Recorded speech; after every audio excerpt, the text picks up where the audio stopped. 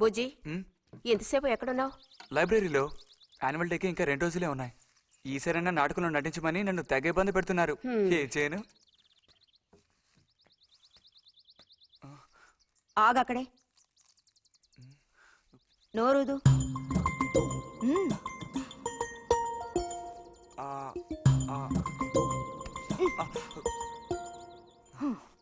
అప్పుడైతే గోవింద చెప్పింది నిజమేకయ్యా? ఎరా నిజమేనా? రే బుజ్జి, నువ్వు సిగరెట్ కాల్చావా? అయ్యో లేదు లేదు పిన్ని. ఎంతలా అబద్ధం చెప్తున్నాడో చూడు. నా అంత ఎత్తేదిగావని ఊరుకుంటాననుకోకు. చావగొట్టి మూల కూర్చోబెడతాను, జాగ్రత్త. మీ నాన్నతో చెప్తానుండు. హాస్టల్లో చేరిస్తే ఇంకా ఏమేం చేస్తావో.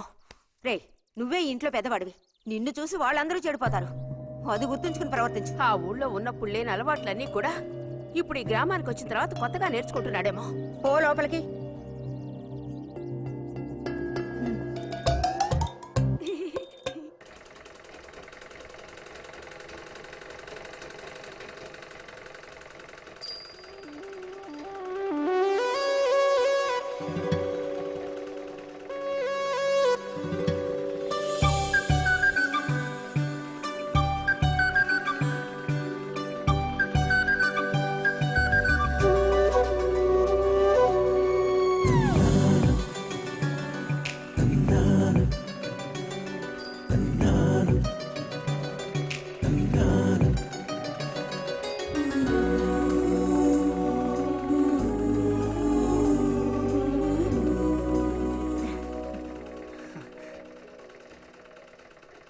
బుజ్జి, మంచోడు కదా, ఆ తీగ మీద ఉంది, అది అందుకోవా?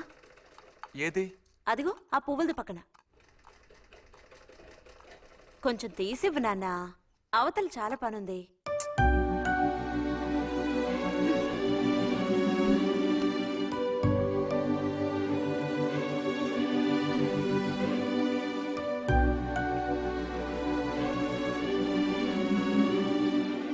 వెళుతూ రావడం లేదు, అర్థం బుజ్జి. కావాల్సినంత వెళ్తురుంది. ఆయన కూడా కనపడకపోతే కళ్ళజోడు తొడుక్కుంటే బెటరు.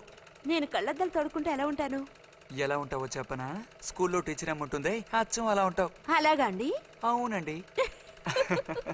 బుజ్జి, నన్ను పని చేసుకునివ్వా?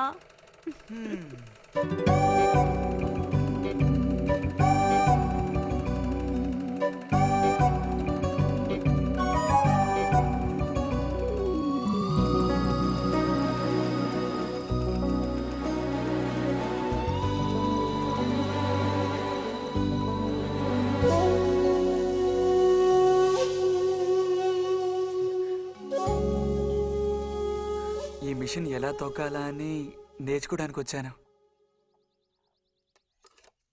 కుట్టు మిషన్ నేర్పమని ఎన్నిసార్లు అడిగినా నువ్వు అసలు పట్టించుకోవడం లేదుగా. ఎందుకని?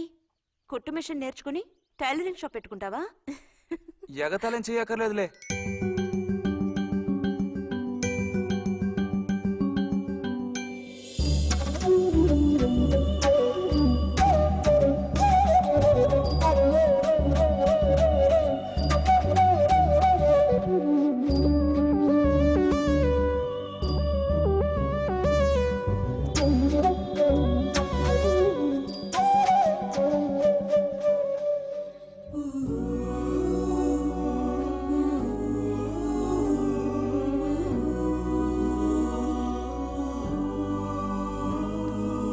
బుజ్జి, కలగంటున్నావా?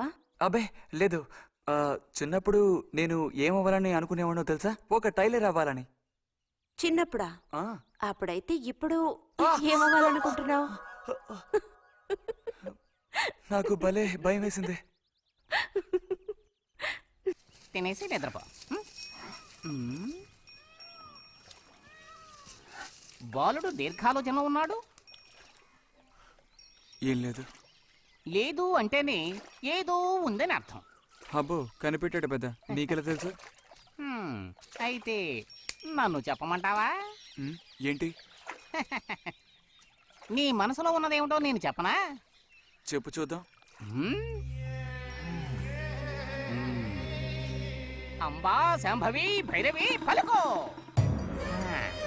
నాలుక మీద నాట్యమాడే సత్యాన్ని చెబుతాను. ఒక అమ్మాయి గురించే గాని ఆలోచన చెప్పు. నిజమే కదూ? నిజమైతే నిజమని చెప్పాలి, లేకపోతే దోషం అంటుకుంటుంది. ఎవరా పిల్ల? ఉందిలే.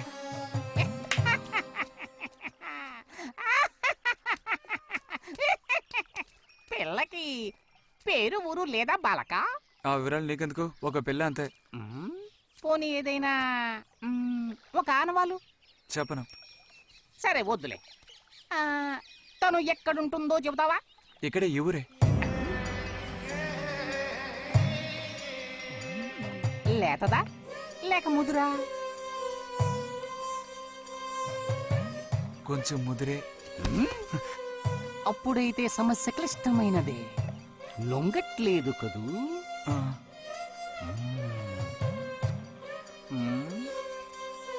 దారుంది, ఏం భయపడక్కర్లేదు. నిజమా? ఈశ్వరుడు, దేనికైనా దారుంది. ఏం దారి? రా చెప్తాను. ఏంటో చెప్పు. చెప్తాగా, రా. ఇదిగో, వీడు కూడా ఇంతవరకు ఇలాంటి ఎన్నో ప్రేమ సమస్యల్లో దూరాడు, ఇరుక్కున్నాడు. అన్నిటికీ కూడా పరిష్కారం దొరికింది. అమ్మవారికి దండం పెట్టుకుని 10 రూపాయలు పెట్టుకోను ఆయన. 10 లేదా? 2 ఉందా? పర్లేదు పెట్టుకో. వశీకరణ ఓం ఫట్ స్వాహా.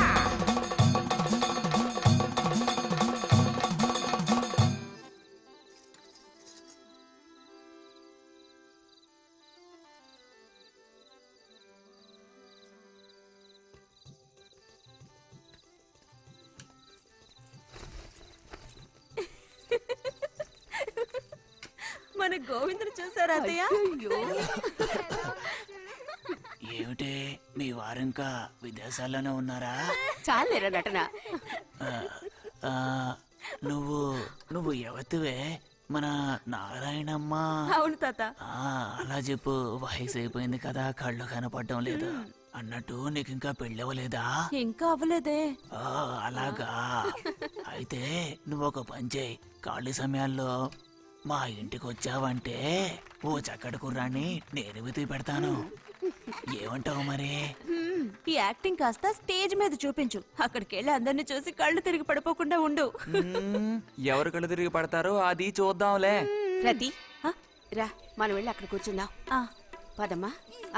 బుజ్జి, ఫ్లాస్క్ తేవడం మర్చిపోకు. అలాగే. పద.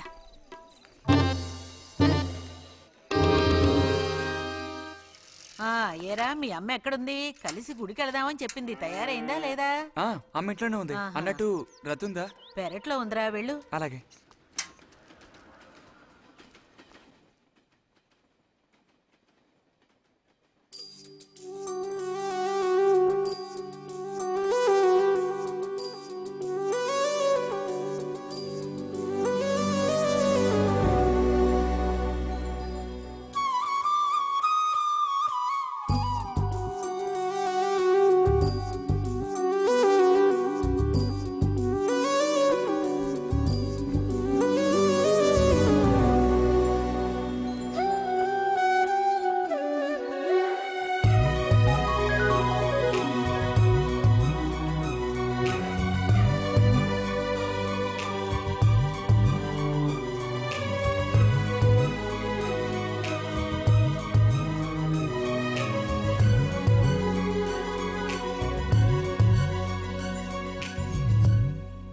రతి, వీక్లీ పుస్తకాలు తీసుకొచ్చాను. అక్కడ పెట్టండు.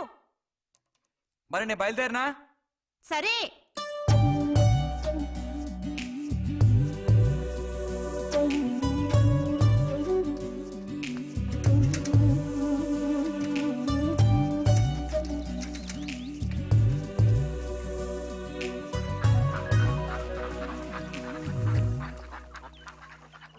పిలిచిన చోటుకొస్తుంది. చెప్పినట్టల్లా చేస్తుంది. ఎవరు? ఎవరైనా సరే. మహారాజులు సైతం ఆ కాలంలో మహారాణులను వశపరచుకోవడానికి ఈ విద్య ప్రయోగించారు. ఏం విద్య? వశీకరణ. వశీకరణమా? భస్మం. ఏ భస్మం? మంత్ర భస్మం. వశం చేసుకోవాలని ప్రయత్నించే అమ్మాయిని ఆ భస్మం నుదుట పెట్టుకుని ఒక్క చూపు చూస్తే చాలు. ఆ అమ్మాయి కూడా అదే విధంగా నిన్ను చూసిందనుకో, కాయ పడ్డైనట్టే. కాకపోతే దానికి ఒక పద్ధతి ఉంది. శుభ్రంగా స్నానం చేసి ఆ భస్మాన్ని నుదుట పెట్టుకోవాలి. తను నిన్ను చూసేంత వరకు నోరు తెరిచి ఒక్క మాట కూడా మాట్లాడకూడదు. రాత్రి వెళ్ళి పిలిస్తే నిద్రపోతున్న మంచం మించి కూడా లేచి వచ్చి తోక ఆడించుకుంటూ నించుంటుంది. ఇది ఎక్కడ దొరుకుతుందంటావు? ఏది? నువ్వు చెప్పిన భస్మం సృష్టించాలి. ఎలా? కాస్త ఖర్చు అవుతుంది మరి. ముందు ఏం చేయాలో చెప్పు. జత కలిసిన ఓసరవిల్లు ఉందే, ఓసరవెల్లి, ఆ, దాని మీద పేడ విసిరి పట్టుకోవాలి. అది కూడా కడుపుతో ఉన్న ఆవు పేడ విసిరి. అప్పుడు అది కాస్త ఊపిరాగి చస్తుంది. ఆ చచ్చిన దాన్ని తీసుకొచ్చి కొబ్బరి చెట్టు చిటారు కొమ్మను ఎండబెట్టి పొడి చేయాలి. తర్వాత దానికో మంత్రం ఉంది, ఆం ఫట్. కొబ్బరి చెట్టు చిటార్న కట్టి ఎండ పెట్టాలా? గంగరాజు కాసేదైనా జరిగే పని చెప్పు. కొంచెం కష్టమైన పనే, కాకపోతే నువ్వు చేయవలసిందల్లా ఒకటే, 2 ఊసర విల్లుల్ని పట్టివు చాలు. పట్టిచ్చావనుకో మిగతా నేను చూసుకుంటాను. ఆ, మనోధైర్యం కోల్పోకు. మా గురువు గారి దగ్గర దీనికి ఏం కొదవలేదు. ఈ భస్మాన్ని మనం అడిగితే ఆయన ఇస్తారు. కొంచెం తీర్థ ప్రసాదాలు ఖర్చు అవుతుంది. ఆ, ఎంత ఖర్చు అవుతుంది? ఇప్పటికో 5 రూపాయలు ఇచ్చావంటే పని అవుతుంది. నెత్తిన పోసుకోవచ్చు. ఏంటి 5 రూపాయలు చాలా? అదేం పెద్ద ప్రాబ్లం కాదు. బాలక, ఆత్మధైర్యంతో ముందుకు సాగావనుకో అవ్వందంటూ లేనే లేదు.